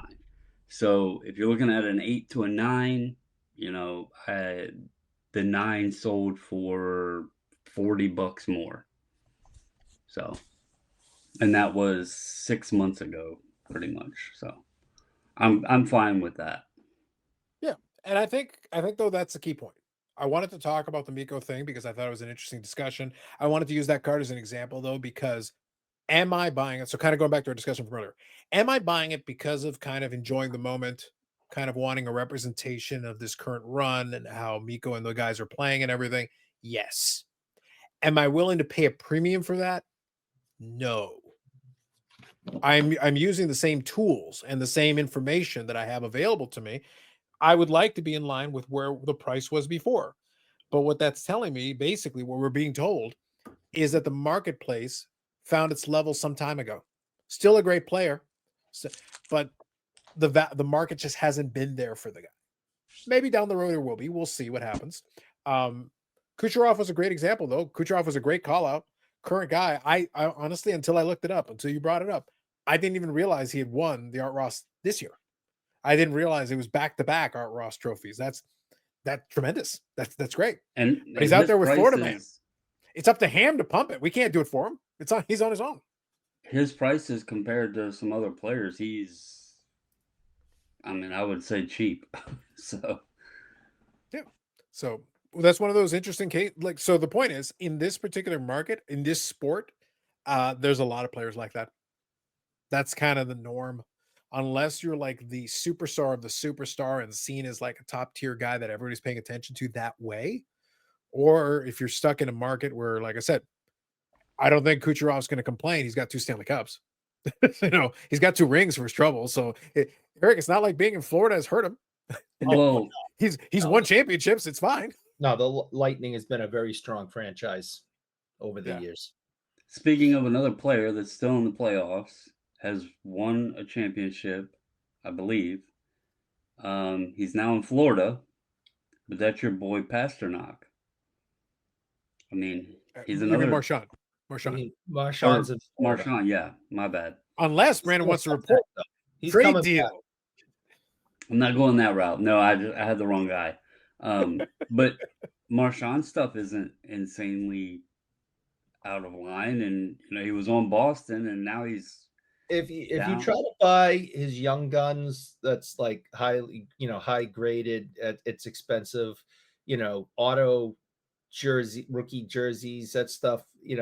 Cup stuff. It is somewhat expensive. You can get autographs and sticker autos and game jerseys, that are solid colors and stuff at fair prices. But yeah, he's won a cup. He's been in the league for a long time. He's going to be in the Hall of Fame. He's going to have his number retired. And there's a very, very good shot that at the end of this season, he's coming back to Boston. And finishing his career in Boston. So we'll see For what Eric, happens. that's Eric's reporting on that one. That's just the belief. I mean, he's a free agent. He's a rental player. He went down there to get a cup. Being on a crappy team. Same thing that happened with Ray Bork. You're on a crappy team. You gave everything you had to the franchise. We're giving you an opportunity to go and win a cup, and hopefully he'll come back. Yeah. Well, in his case, it's win another cup. So for him, it's not quite the urgency that the Ray Borg situation had. But at least he has one, to fall back on. So it's not. He's obviously going to try. If you can win another one, you're going to try to win another one. Absolutely. He's got as good a chance as anybody on that team that they're playing. They're the defending champs. So obviously a very good team. And I'm just excited because if Florida gets to the next round, the Bruins get a better draft pick. So keep doing well, Florida. I am rooting for Florida like crazy because it's going to benefit the Bruins. There you go. Eric is now honorary Florida man. Oh, I am huge Florida man. At least there you go. To get to the next round. They have to win this series and get to the next round, and the Bruins get a better pick. That was in the deal. He has to play 50% of the games. He's played 100% so far. And they have to get through 2 rounds. And then they'll get a really good pick. So that's what I'm hoping for. And by the way, speaking of defending champs, Celtics just lost. So they're now down 3-1. It's tough to come back from 3-1. And Tatum, it looks like Tatum really got hurt pretty bad. They had him in a wheelchair. So that's problematic. That's fortunate. Yeah, things are not looking good for the defending champion Boston Celtics right now. Tough times. So I got one last quick thing, like super, super quick right at the end, because I thought it was kind of a fun bookend on the Expo, because it's something on there related to that. But is there anything else we want to touch on this topic? Like I said, I wanted to use that card as an example. Some good points made, some interesting things to think about. If any of you in the comments section have any thoughts or comments, would love to get your take on this. Also, remember to hit the like button. It helps Eric's head feel better, or cause it more pain, whatever you're into. Either way, it has that kind of power. Think about it. But anything else we want to touch on this topic before I move on to one last thing before we call it an episode? No, I'm hoping that Mikko continue doing what he's doing, and by next Monday, we'll still be talking about the Stars and their playoff run. One can only hope. Good games so far, though. For the most part, it's been fun. All right, real quick, I wanted to kind of touch on this because I talked about during the Expo. Obviously, I went over and I did the videos where I showed all the different pickups, all the different stuff. Over on the wrestling channel, I did all the pickups related to that because I had some ship my card stuff related to it and a lot of the things related to that portion of it. One of the pickups, though, was not ship my cards, and it was actually a purchase from a purchase from Buddy Steve. And it was actually part of a 2-card little lot there that I bought at the tail end. And it was kind of a funny story. So I'll quickly share the story and I'll explain kind of what happened there. He had gotten, I don't remember, I think at one point he told me, but I don't remember how he had come across it. He ended up with one of those AEW Golden Treasures cards. So I talked about the Allure. So AEW Allure has that Golden Treasures. That's the one of ones. They've got the same thing in hockey. It's Golden Treasures. And they got a regular version. They've also got the autograph version, and I'll explain where that comes into play. But he ended up getting one of those. And I remember at the last expo we had talked about it, and he'd kind of asked me, "Hey, do you know anybody who might be interested in it?" I had kind of taken a picture of it and shown it around a little bit. Didn't hear too much about it, but then we had it at this expo, and this time around it was kind of funny because he's like, "Could you just take it?"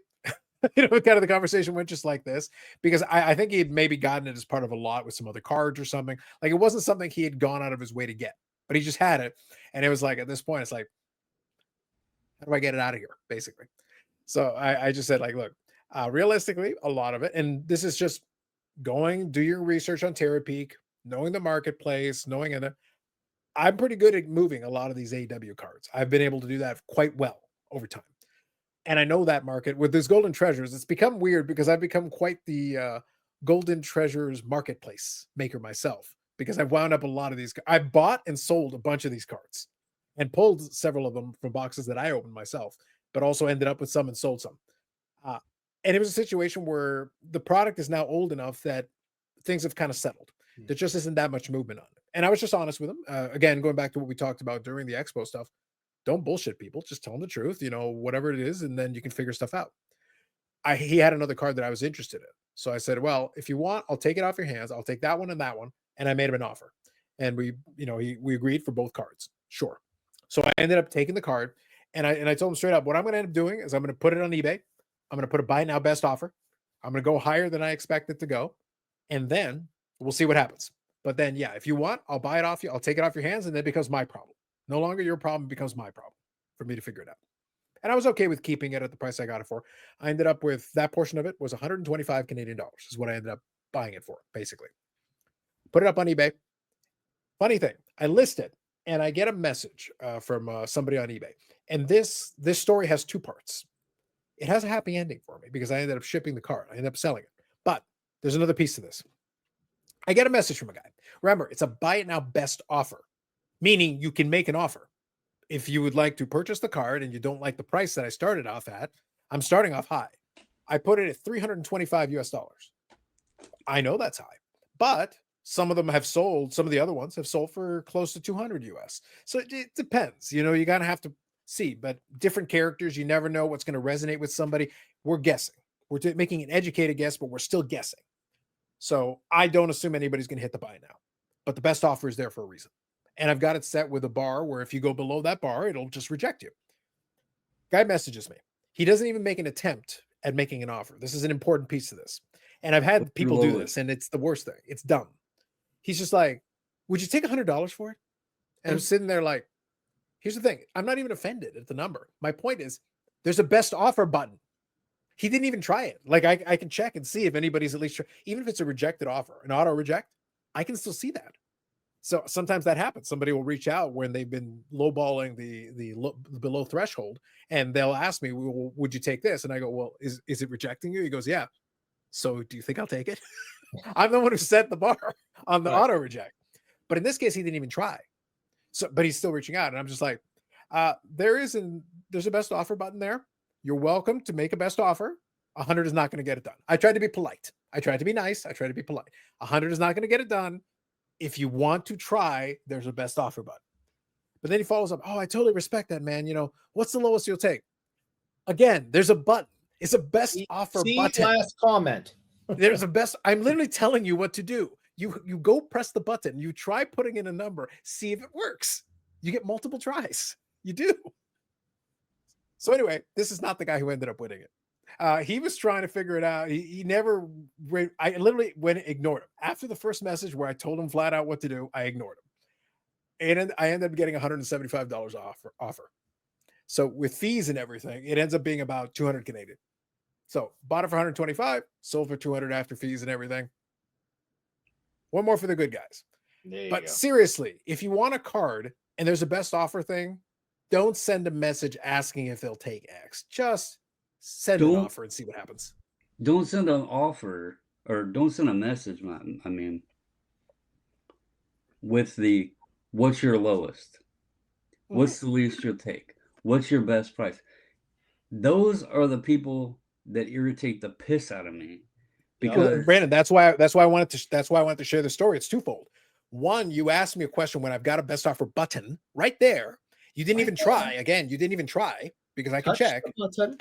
Press the button and try it. And if it But- auto rejects you, then you know that's not going to work. But even if you didn't have best offer on it, I guarantee you would have gotten messages because sure, people will do yeah. it even if you don't have best offer there. But Yeah.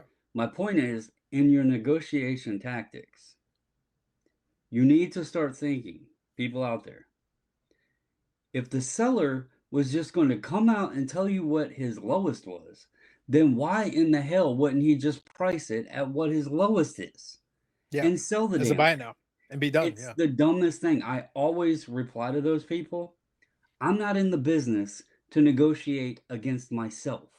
Correct. What yes. are you wanting to pay or send an offer? You're more than welcome to send an offer, but I am not in the business to negotiate against myself. Yeah. Yeah. I can't It's, stand those messages. So Eric, that's the reason why I figured I would bring up the story at the end, just to kind of convey. So in the end, I got the result I was looking for. I didn't know if it would go, how long it would take, and all that. It didn't take that long. It was maybe like a week and a half. It wasn't too crazy. I was actually very pleased with the result on that. I'm happy with I already sent it off in the mail, so hopefully the person enjoys their card. They're actually a repeat buyer of mine, so I was very happy that they found a price they were happy with. So happy to send it over there. The moral of the story, though, is twofold. Sometimes you never know until you try. That's the first piece. And the second piece, though, is from eBay communication thing. Don't do what Brandon's saying. I am not going to negotiate against myself. I have no reason to do that. And in this case, especially, it goes double, Eric. If I already bought the card at a reasonable price, I would have been perfectly content keeping it. I've had several of those Golden Treasure cards. They're nice cards. I like them. But at the price I bought it for, in this case, I was okay hanging on to it. If that's what happens, that's what happens. That's cool. Not a big deal. And I had no expectation. I didn't know if anyone else would be interested or what they would be interested at. I have no way of knowing that. But that's one of those ones where if someone would like to purchase it and they give me a price that I'm good with, well, then win-win. Win-win-win. Steve got rid of a card he had no use for. I kept it for a little bit, but then I was able to sell it, make a couple bucks back on it.